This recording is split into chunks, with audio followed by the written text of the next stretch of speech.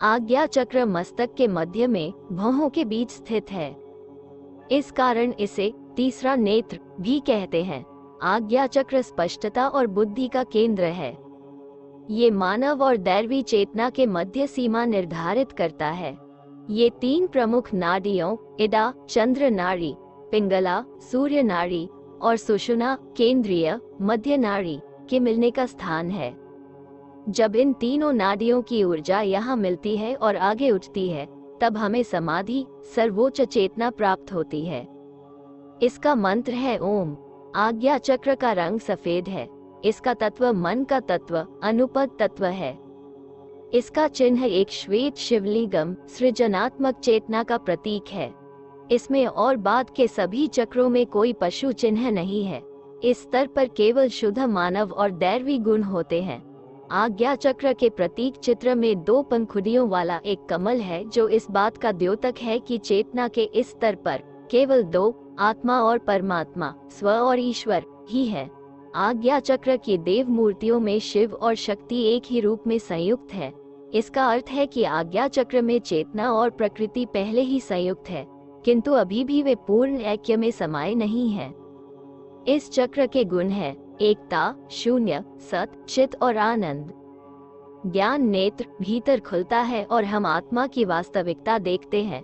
इसलिए तीसरा नेत्र का प्रयोग किया गया है, जो भगवान शिव का द्योतक है। आज्ञा चक्र आंतरिक गुरु की पीठ अर्थात स्थान है। ये द्योतक है बुद्धि और ज्ञान का, जो सभी कार्यों में अनुभव किया जा सकता है।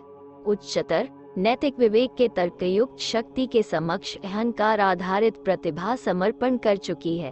तथापि इस चक्र में एक रुकावट का उल्टा प्रभाव है, जो व्यक्ति की परिकल्पना और विवेक की शक्ति को कम करता है, जिसका परिणाम भ्रम होता है।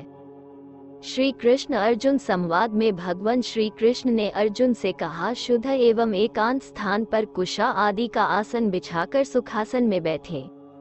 अपने मन को एकाग्र करें।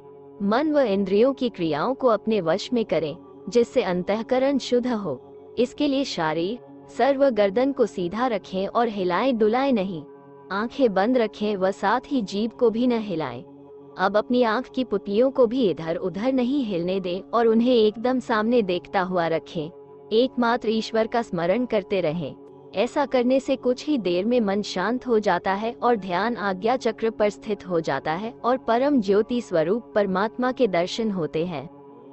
इस विशेष बात का ध्यान रखें कि जब तक मन में विचार चलते हैं, तभी तक आंख की पुतलियां इधर उधर चलती रहती हैं, और जब तक आंख की पुतलियां इधर उधर चलती हैं, तब तक हमारे मन में विचार उत्पन्न होते रहते हैं।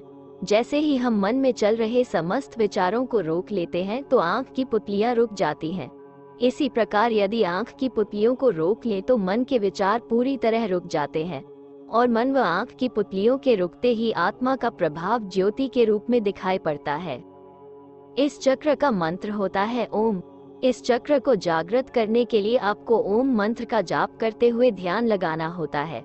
कुछ योगासन भी आज्ञा चक्र जागृत करने में सहायक है, जैसे कि भूमि पाद मस्तकासन, पृथ्वी पर सिर और पैर, योग मुद्रा, शशांकासन, शीर्षासन, नाद संचालन, ध्वनि व्यायाम, ओम गायन और कपालभाति प्राणायाम इत्यादि। आज्ञा चक्र जागृत करने के लिए किसी शांत एकांत कमरे या स्थान पर पालथी मारकर बैठ जाएं। मेरुदंड सीधा रखें, झुके नहीं। दोनों आंखें बंद कर लें। भ्रकुटी के मध्य ध्यान लगाते हुए साक्षी भाव में रहने से यह चक्र जागृत होने लगता है। अगर आपको अपनी एकाग्रता बनाए रखने में काफी समस्या हो रही है, तो आपको पहले एकाग्रता बनाए रखने के लिए त्राटक करना चाहिए और एकाग्रता हासिल होने पर ध्यान का अभ्यास आरंभ करना चाहिए। आज्ञा चक्र जागृत होने से जब मनुष्य के अंदर शक्तियां एवं सिद्धियां जागृत हो जाती है, जो मनुष्य के अंदर अपार शक्तियां और सिद्धियां निवास करती हैं। इस आज्ञा चक्र का जागरण होने से मनुष्य के अंदर सभी शक्तियां जाग पड़ती हैं और मनुष्य एक सिद्ध पुरुष बन जाता है। अतः जब इस चक्र का हम ध्यान करते हैं, तो हमारे शरीर में एक विशेष चुंबकीय ऊर्जा का निर्माण होने लगता है। उस ऊर्जा से हमारे अंदर के दुर्गुण खत्म होकर अपार एकाग्रता की प्राप्ति होने लगती है। विचारों में दृढ़ता और दृष्टि में चमक पैदा होने लगती है। आज्ञा चक्र, जिसे हम तीसरा नेत्र भी कहते हैं, इस चक्र के गुण हैं एकता, शून्य, सत, चित और आनंद, और ज्ञान नेत्र भीतर खुलता है और हम आत्मा की वास्तविकता देखते हैं। इसलिए तीसरा नेत्र का प्रयोग किया गया है, जो भगवान शिव का द्योतक है।